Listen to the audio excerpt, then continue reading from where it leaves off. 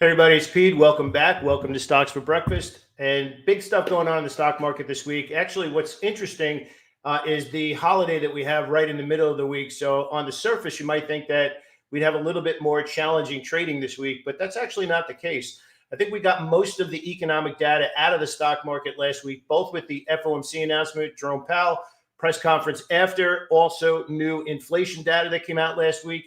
And I got to tell you, the market is reacting in a way that doesn't matter. We have some news coming out, or I should say, a comment from the Fed. Kashkari, I believe is his name, is here talking about a December rate cut is reasonable. But I think really the question on the table right now is, does it even matter for the stock market? Regardless of what's coming out with economic data right now, the market is just holding up, bouncing, continuing to move higher. And we have to pay attention to that. We get a lot of questions, especially on coaching sessions, from new members, especially new traders to the stock market, talking about what should happen versus what actually does happen. And a lot of people like to predict. A lot of people like to say this is what happened and that's what's supposed to happen. And then they get kind of confused when it doesn't. So I want to just be really clear about this. And we're going to talk about something today that's really, really important, which is stuff that I wish I knew when I first started trading. Which is it's more important to pay attention to what is happening and have a roadmap to determine if that's still valid or if it's changed, as opposed to reading something and predicting where it's going to be somewhere in the future. So we're actually going to break that down today, and we're going to get down to the number one mistake that most people make in the stock market and kind of how to fix that very, very quickly. Now, one of the biggest things in the market right now that I think is really I'm not going to say confusing, but certainly making very little sense, I guess is the only way to put it at this particular moment, is the massive concentration in just one sector and one specific group of stocks. Now, last year, we were focusing a lot on what people call the Magnificent Seven stocks. And that was obviously a bigger group where Tesla was a part of that. Tesla's been kind of in the toilet, I guess you could say, over the last group of months. So let's actually break that down a little bit. And you can see what Tesla has done relative to what the stock market has done over that same period of time. And they're just not on the same page. Now, we did get some questions about Tesla recently and about the whole pay package with Elon Musk and whether or not that's going to matter for the stock. Now, I have some pretty strong opinions on Elon Musk and running Tesla. Not Elon Musk as an entrepreneur. His amazing track record, right? But it is incredibly difficult to be managing that many different companies at once. And a lot of people right now are perceiving that him receiving the approval for this pay package is going to kind of get his head back into Tesla. And I don't know. That's the big thing we're going to be paying attention to. I think him getting the money is very different from him now saying, I'm all in on Tesla and all these other things are going to be on the side. I personally believe, again, this is my insight, he's really focused on X.com right now, and I think he's really focused on SpaceX. And I think that as an investor in Tesla, you really need to be paying attention to how the stock is actually performing and kind of get the celebrity CEO kind of off the table, right? So let's hop back into what I think is one of the most important things. And I'm actually going to start out with a picture of the roadmap of the stock market right now. I should say the heat map. And this is actually using FinViz charting software, the last 5 days of the S&P 500. And this is a really big visual of the lesson that I want to teach today, the stock trading lesson to everybody, which is how to build arguments for great trades. And I think that when most of us look to learn trading, what we're typically doing is we're looking at setups, right?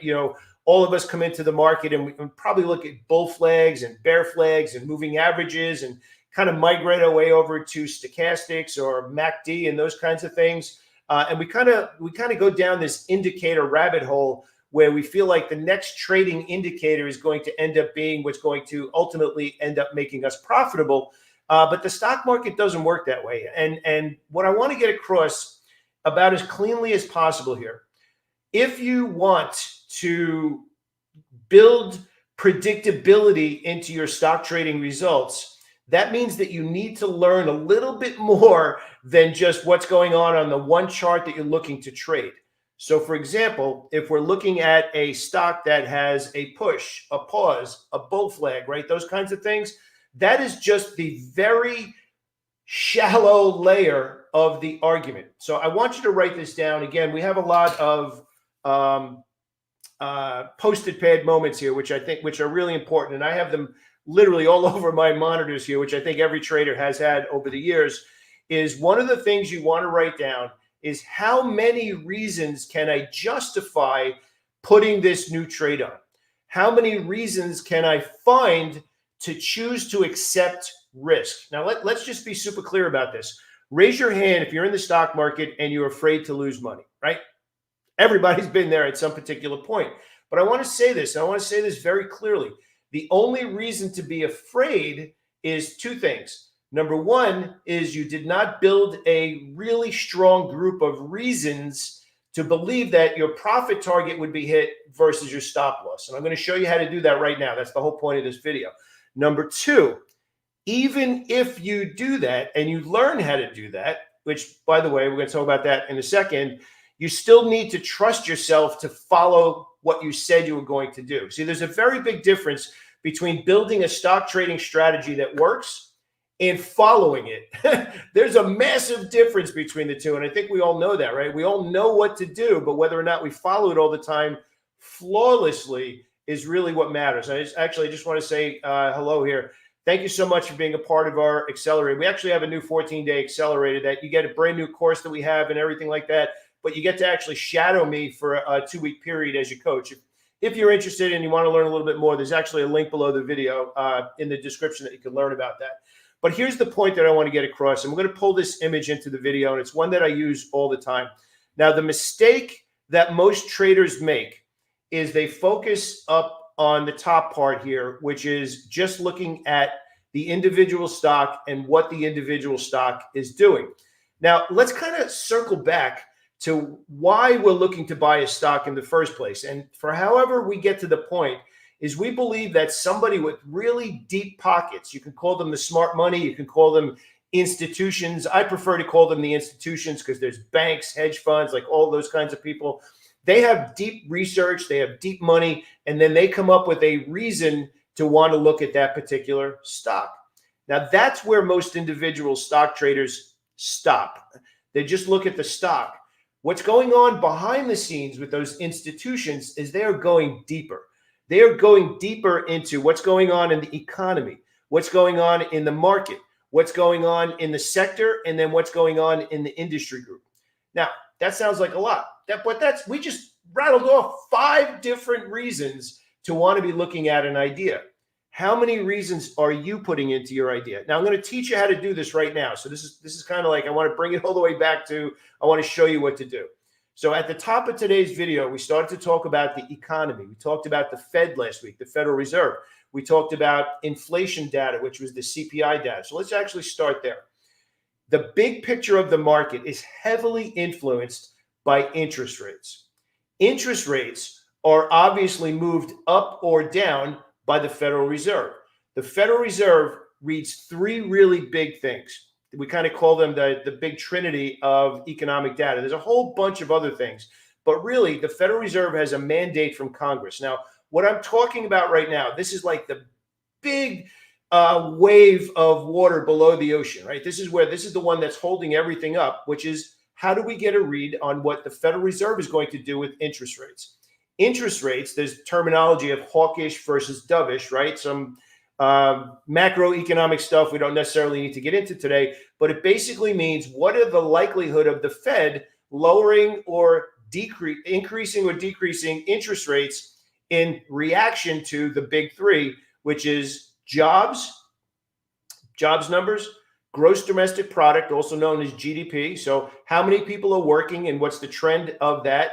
The second part is, well, how is the economy doing? Is it strong, super hot, or is it cooling off? Which way is it trending? And then the third one, which is really important, which is inflation. So we have inflation, the economy, and jobs. Again, write that down. If you want to have massive conviction in your ideas, and this is really where it makes a difference for the stock market. Have you ever gotten into a trade, it moved up in your favor, and then pulled back, and you kind of like got shaken out of it because of that little pullback, because you were afraid of giving back the profits that you had. Once you start to understand how to put these pieces together, again, which is the title of the video, what I wish I knew earlier, is you will then have a bigger, deeper level of conviction in the direction of the market. But more importantly, you will know if it's still valid and if it's changing. So the very bottom of that foundation, really the cement under everything, is what the Fed is going to do and what people might call macroeconomic point of view. And again, just remember those three things, right? Inflation, jobs, and the economy. Those three things will affect what the Fed's going to do with interest rates. So as of right now, if we take a look at the big picture in the market, and if we go over to the S&P 500, let me actually pull that up on the screen right now. You can actually see that the S&P 500, even with all of the big economic data that's come out recently, is continuing to grind higher to the upside. And what we've been talking about, we actually have Saturday swing trade sessions for stocks and options. And we've been talking about all news is good news right now. So there have been a couple of economic reports recently that might not have been what money might consider bullish. Now, reading the economy, again, keeping it super high level to make it actionable for you. That's one of the most important things to me. I don't want to just give you information. I want you to have something you can actually use and say, all right, that data is coming out on Monday. What am I looking for? Generally speaking, when the economy, jobs, and inflation are hot, meaning they're rising, the Fed then needs to make a decision on what they do with interest rates. Now, the way that the Fed keeps it down at kind of like a Goldilocks number where it's not too hot and it's not crashing is they'll tend to raise interest rates just enough to kind of cool things off, right? Too hot is no good. Too cool is no good. We have recession, depression, like all that. We don't want that, right? And then we have job growth. We have economic growth, depending on what's going on. So right now, this is the actionable part. Right now, all of the economic data is coming in slightly softer than expected, which has opened the door for the possibility of the Fed to lower interest rates. So the big picture, again, this is what we're talking about. Why would I choose to accept risking my money?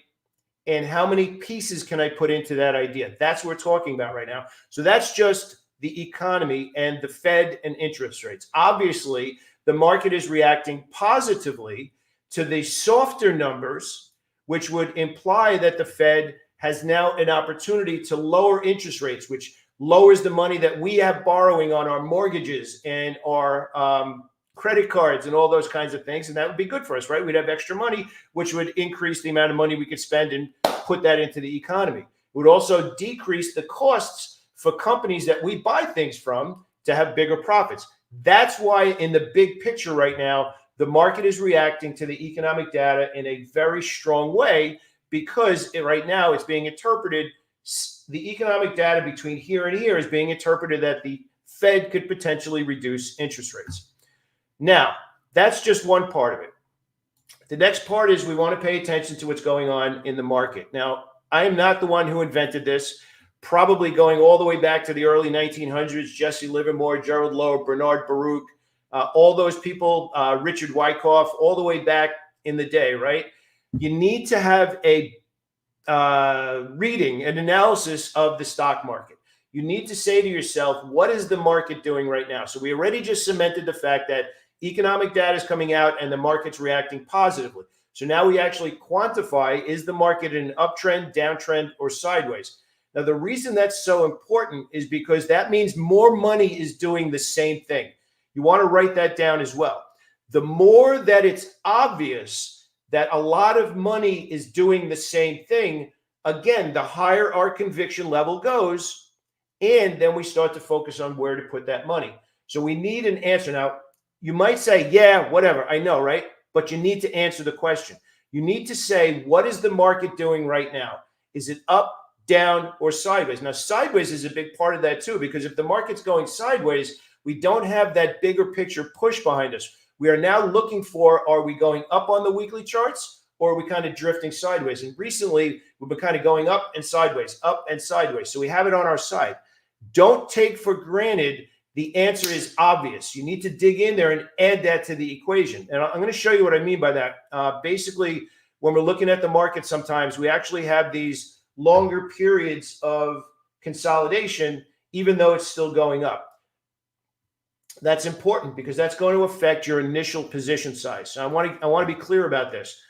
There is the initial risk on the trade as we're increasing these arguments for putting trade on, right? The more of these pieces, the economy, the market, now we go up one more level and we go up to the sector. So when we're talking about the sector here, this is what we're talking about here. So if we use the FinViz software again, we kind of break this down. We want to get a visual of what does it look like in the major sectors, right? So if we go on over to FinViz, that's what we're looking at right here. And you can actually see there's technology, there's financials, there's communication services, and there's larger groups of sectors. So now I want to kind of bring this back to what we just talked about. We're adding pieces to the puzzle, right? We have the bigger picture economy and what the Fed's going to do with the market. The economy is right now being interpreted as bullish. The Fed is potentially going to lower interest rates, and the market's reacting to that.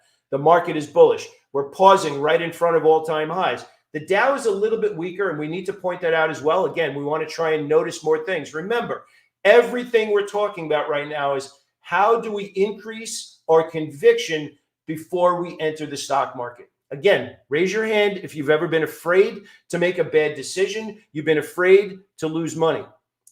These things can kind of be squashed a little bit, or raising your conviction, just knowing a little bit more and having a step-by-step process. That's really the biggest thing I want to get across.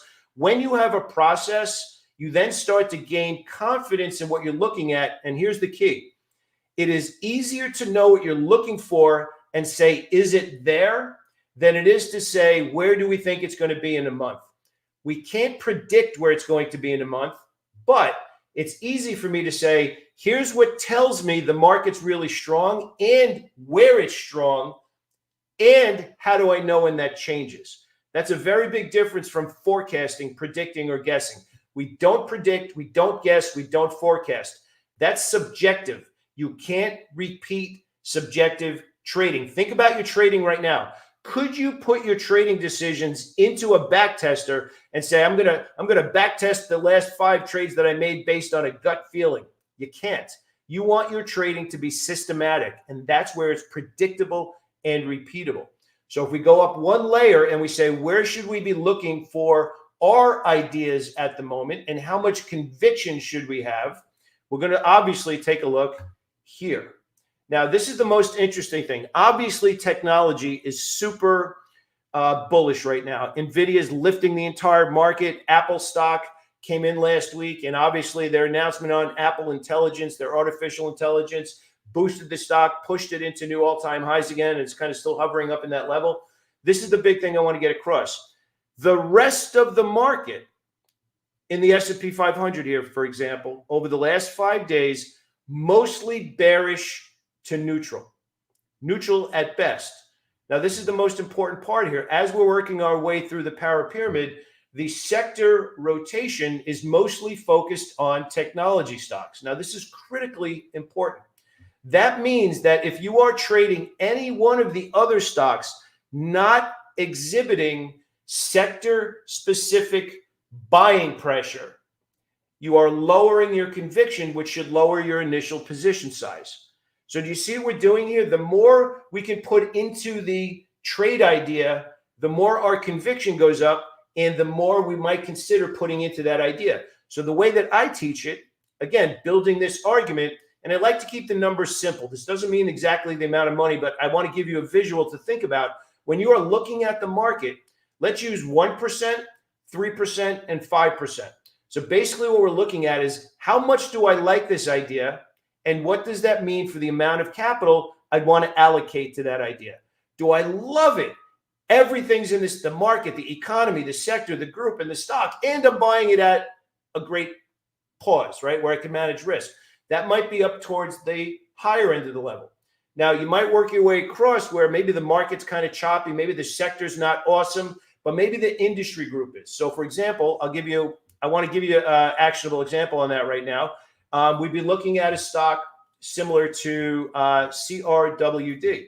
So CRWD is in the industry group along with PANW. and Zscaler. All of these stocks have started to find some buying pressure, mostly off of CRWD. So basically what that means is we are now working our way up here. Now, last time I did a lesson like this, somebody actually had mentioned that I went a little bit fast and I gave you a lot of information really quickly. I want you to do me a favor. Take a screenshot of this, okay? Take a screenshot of this, and when you are starting to map out your own trading ideas, you're looking at the stock market, you're looking at the sectors, you're looking at the industry groups, and then you're looking for stocks to trade that fit in here with the strongest sectors and the strongest industry groups. That's the process of following the smart money. The way that we do things is we shadow the institutions. What they do, we do. When they slow down, we slow down. When they put more money in, we put more money in. Now, the next obvious question is, how do I know? How do I know when they're doing that? How do I know how aggressively they're doing that? And how do I know when they're stopping, right? Again, getting back to the question before, raise your hand if you're afraid to lose money. Raise your hand if you're afraid of making a mistake. Well, we can minimize that fear. We could minimize the fear of those mistakes if we understand who moves the stock market and how to track what they're doing. Behind the scenes, we call that smart money footprints. We call that institutional shadowing. Whatever language you're comfortable with, just think about how you might be making your trading a little bit more difficult than it needs to be right now. When if you can really just kind of strip away all of the complicated stuff about the market and basically say, why do stocks go up or down? Just start there. Why do stocks go up or down? And then just ask yourself some logical questions. Well, institutions have research. Institutions generally perform their fundamental analysis and their economic analysis because corporate profits are going to be in line with how much they're paying to borrow money to grow their companies. So when you combine those two things, you get profits or lower profits, you get the interest rates, and then you get how the market reacts to that stock price. Stripped it all out again. I'm going to keep bringing it right back. Why do stocks go up or down? Institutions make all of these decisions. They have teams and teams of research analysts, and they even have specialties within certain sectors. Like you're nothing. Let's use Tom as an example. Tom, you're the energy guy. John, you are the technology guy, and you just stay there in that sector. So again, I'm going to strip it all back and make it as simple as possible. Our job is to have a system, which again is what we do, a system for tracking what's known as their order flow. Their order flow is the institutional orders that go in and out of the market that make stocks go up or down. So when I'm teaching you this, when I'm teaching you reading this power pyramid, what we are essentially doing is we are tracking the order flow in and out of sectors. Now, these sectors and industry groups make up the bigger picture of the market. But here's the picture I want to get across to you. Now, I kind of built that whole thing up, right? Shadowing the institutions is easier than predicting. Having a systematic way of doing that is more predictable and reliable than trading off your gut, your intuition, a news story that you read. You want what you do to be predictable. You want your profits, your system to be repeatable. That's what we're looking at here, right? So again, bringing it back, everything comes down to shadowing the institutions and having a process for doing that. We said, great, we're at all-time highs in the market right now, right? So if we take a look at the market and we look what's going on here, we're all the way up here. Now, is what we're looking at fantastic? Well, as I said before, we need a way of reading the order flow. We need a way of reading what they do, something that is a way of saying, they're putting a lot of money in there, and I'm going to take my wallet out and I'm going to join them. And when they continue to do it, I'm going to continue to add. When they stop, I'm going to stop or slow down. This is the next part. So the part of order flow is their orders that create the charts we look at, right? Stacked order flow is a very simple concept. It means how long have they been doing that and how deeply have they been doing that? So in other words, is it spread across one stock? Is it spread across an entire sector? So I want to show you a little bit of my private research behind the scenes and how I do this for everybody every day. When we kind of dig into this a little bit, we start to break down how the sectors are trading. Now you can actually see here, This is going back to November and December. And you can see from day to day and week to week, you can see where it's strong, you can see where it's weak. But more importantly, what's very unique about this is we are tracking, based on minimum criteria, the amount of stocks. So for example, technology has roughly 150 stocks that meet this criteria. Basic materials has roughly 30. So the numbers, the amount is going to be a little bit different based on the amount of stocks. You can see the technology numbers are pretty high, right? So that's one way of looking at it. The first thing we want to track is stacked order flow, which is how long has there been a dominant bias in an area where I should now pay some attention? And how do I know when it's slowing down or reversing? That's one way of doing it, just based on the raw numbers. Another way of doing it, which I think is a little bit better, quite frankly, is based on a percentage. So if you could imagine that you're looking at, let's say, energy stocks, for example, and let's say there's 50 stocks in the energy sector that meet the minimum criteria that I look at, which in this particular case is 1 million shares per day, average true range of at least $1. So it has to meet that minimum criteria.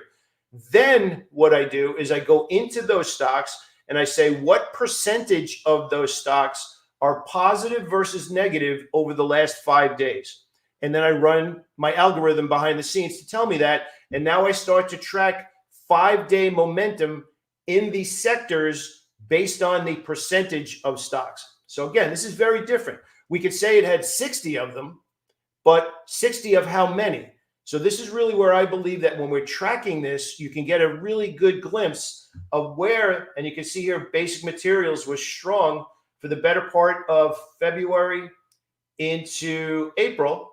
And now you can see that the order flow has just become a mess. And you can actually see where the order flow leaves one sector and starts to go into another one and starts to go into another one. So basically what I'm teaching you right now, and again, I'm hitting you with a lot of stuff immediately, right? So what does that mean? Be good. Challenge yourself. Watch this video one more time. Take notes. Leave comments below the video, and now start to learn. Now, we do get a lot of people that come into our community and they're like, oh my gosh, this is a lot of information in 2 days. Yeah. Yeah, it's a lot the first time you see it, but within a week, within 2 weeks, it's now comfortable and you understand what you're looking at. Give yourself a chance to learn. I know, it's very common, like, oh, nobody wants to learn anything. You do. You want to learn a skill that you could take the rest of your life so that you're in charge of your financial freedom and nobody else. So if you find this stuff a little bit like, oh my gosh, I just woke up, I just had my coffee, you're melting my brain, give yourself a chance to learn. I promise you, and I don't make promises lightly. I'm on YouTube, I'm on a video right now. If you go back and watch this video and take notes, you will start to find that a process is unfolding that makes what you're looking at repeatable. Isn't that really all we want? We want confidence, consistency, and control.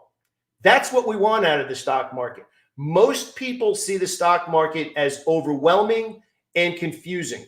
If you find the stock market is overwhelming and confusing, it just simply means that you don't have a process yet. It simply means that you are trying to look at everything instead of looking for something. Now, here's a big lesson. When you know what you're looking for, it's easier to say it's there or if it's not. Now, here's where most people in the stock market throw money away. It's not obvious, and they still place trades anyway. Now, the only way that you can say it's not obvious is to know what you're looking for specifically. Now, this roadmap that I just gave you, that both from a sector perspective and tracking the order flow and stacking the order flow and seeing exactly where it changes, that's one part of the process. I would say the simpler part of the process to learn first is to first look at this, which is, what is the market doing? Which sectors are doing the same thing as the market? Which industry groups within those sectors have obvious concentration of capital that I could then go to the top of the pyramid and say, let me go find stocks in this industry group, in this sector that's following the market. Now, I want to be clear. I didn't invent any of this. but I'm pretty darn good at it. And I'm really good at teaching it. And this is exactly how I trade. So if you want a process, if you are not getting the results, if your account is like a yo-yo, if you get afraid when you place a trade, this process is what changes everything. Because now you are in control of saying, that's what I'm looking for, and that's it. It's so much easier to say, I know what I'm looking for, and now it's just a question of, am I looking for an entry and I'm comfortable accepting risk, or, the stock was hot this week, I'm going to get involved. That's not the way to see consistency, because that is not a process, that's not a plan, and that's not repeatable. I know sometimes it's going to make you say there's nothing to do and I shouldn't do anything, right? Well, I got news for you. You shouldn't be doing something all of the time. Go all the way back to Reminiscence of a Stock Operator. One of the biggest things that Jesse Livermore and all those other traders from the early times in the stock market is being in the stock market all the time, especially with full position size, is not really a great idea. Now, I want to give you a visualization of that. Kind of everything we were just talking about kind of led all the way up to this point. The stock market's at all-time highs, right? Everything looks fantastic. Does it? No, that's the whole point. So if we kind of work our way over here again and we start to assess what's going on, look at what the market has been like for the last couple of weeks from a sector perspective versus just the stock market making new all-time highs, which is happening over here. So the big picture of the market technically looks fantastic, but does it really? How many, what percentage of stocks in the S&P 500 right now over the last week can you say are looking fantastic?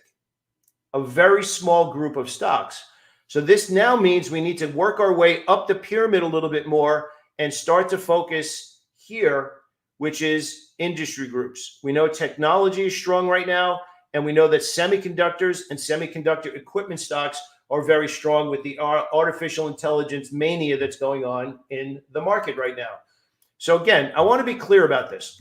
We have all of this information up to the point where we're about to place a trade, and then the market opens. It's very similar to getting on the road. You start doing 70, 75, whatever you're comfortable driving, and then all of a sudden there's rubbernecking delay.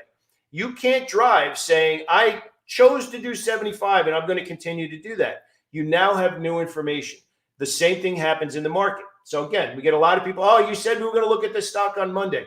These are the stocks I'm looking at. These are the stocks that I am planning to trade this week. If they meet the criteria, then I will get in there and place my trades. For example, we had a stock last week that we were looking to break out. We have, generally speaking, we use a buy stop limit order to get into a trade. What that means for a swing trade is it needs to trade up to that price, and then we put the trade on. So in this particular case, we had the setup and the stock traded down. It no longer met the criteria to put that trade on, so we just left it alone. So any of the ideas that we happen to be talking about today, and specifically semiconductor stocks within technology, they still need to meet the criteria of moving in my favor before I put the trade on. So I purposely wanted to come into today to teach how to stack the reasons for buying a stock, how to understand when that might be changing. So in other words, you're looking across sectors. Are all of the sectors looking awesome? Right now, the answer is no. So that means that we should be following and shadowing the institutions as long as that remains valid. If and when it changes, we will make a shift to where their money is now flowing someplace else. These decisions typically change monthly. Best case scenario, they last a couple of months. Obviously, technology and semiconductors have been strong for a while. But here's the big thing. And again, these are the writer-downers, right? When you have a process like this pyramid that I just showed you, and please feel free to swipe this pyramid. When you have a process like this, you are now in control of when to get involved, as opposed to reading, scanning headlines and all those kinds of things.